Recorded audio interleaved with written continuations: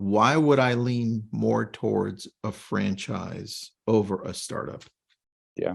Well, the fact is more than 92% of franchises are still in business after 5 years, which is more than 3 times that of a traditional startup. So we can quantify it, or we can go with more of the subjective approach, which would be, getting into business, into franchising. Not every franchise is created equal, and that's where we come alongside our clients and help them identify the right ones. With the franchise, you've got a coach on the sidelines, that franchisor. The better you do, the better they do. So you're in business for yourself, but not by yourself. That sounds very cliche, but it's true. You've got a community of other owners that are living the same thing day in, day out. You're starting on third base. You've got the marketing playbook. Oftentimes the franchisor is running that for you. You've got support teams. In some cases, you're able to buy in bulk, or you get preferred agreements with service providers out there, like a digital marketing firm, let's say. And really, at the end of the day, you also have, not only are you building a business with good cash flow, and you're able to write off business expenses as well, but you're building an asset that's going to have exit value down the road. And there was an interesting study recently where they looked at 10,000, over the course of 10 years, they looked at 2,000 business transactions in like kind industries of both franchised and non-franchised. Mm-hmm. They found that the franchise resales traded at a multiple 1.5 times those of non-franchised. So from a resale potential, you're also seeing that exit value realized there at the end. All right. So would you say that the biggest reason, well, you've been doing this for a while, so you see everything on the franchise level. Would you say the biggest reason for success is on the franchise level is because you already have a more even playing field, because you get the paperwork, like you said, the marketing, you get help, a community? Is it because it's kind of laid out for you? Would you say I think it's the support along the way, but it's also a model that's been proven out. Oftentimes with the startup, you're questioning product market fit and whether there is a path to profitability. With the franchise, it's been proven out, or else you wouldn't be buying into it. And so you know what that path to profitability looks like. And it's all about going in and executing. And I won't sugarcoat it. It's still work. And some of our clients are jumping in full time as owner operators, running the day-to-day. Others are hiring a manager to run the business for them. And the buck still stops with them, but it does allow them, with that franchisor, to kind of have a tag team approach to managing the manager, where that franchisor can be the technical resource that the manager goes to.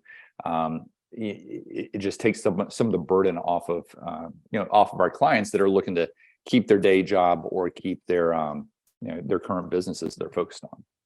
You know what I'm thinking now?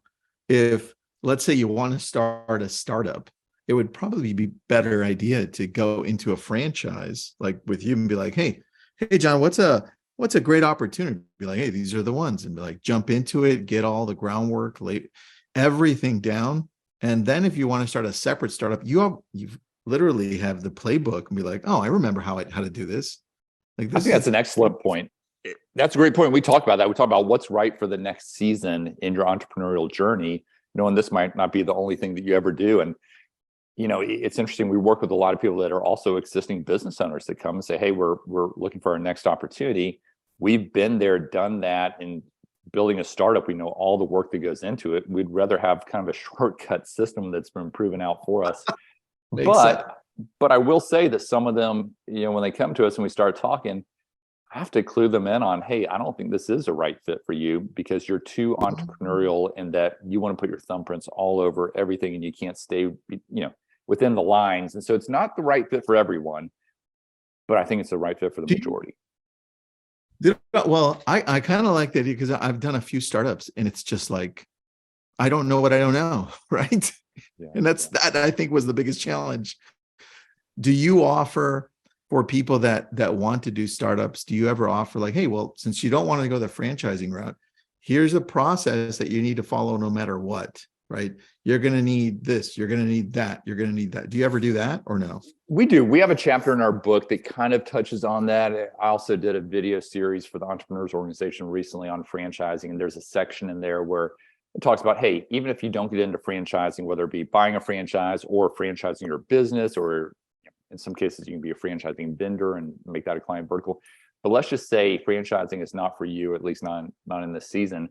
What are some of those best practices of franchising that if you were to implement these in a business, it could get you further faster. So no, we do hit on that. It's not something that I spend a lot of time taking clients through because I try to stay focused. But there are principles that I've laid out as to how they could be utilized. Got it. And what do you look for in somebody who's looking to franchise specifically? Anything stand out? Like, hey, it looks like this person will have better success based on this person. Anything? Yeah, I think their willingness to follow a system. I used to be, I served as president of Shelf Genie franchise system in the past, on the franchisor side. And, when I looked across our owners all across North America, our best performers were those that followed the system. And again, that sounds cliche, if you will, but it was true. It wasn't the guys that came in and thought they were the smartest guy in the room and tried to reinvent the wheel. It was the folks that came in and said, hey, there's a reason why I'm buying into the franchise. It's for the system, and I'm going to go execute on it. And those were our top guys.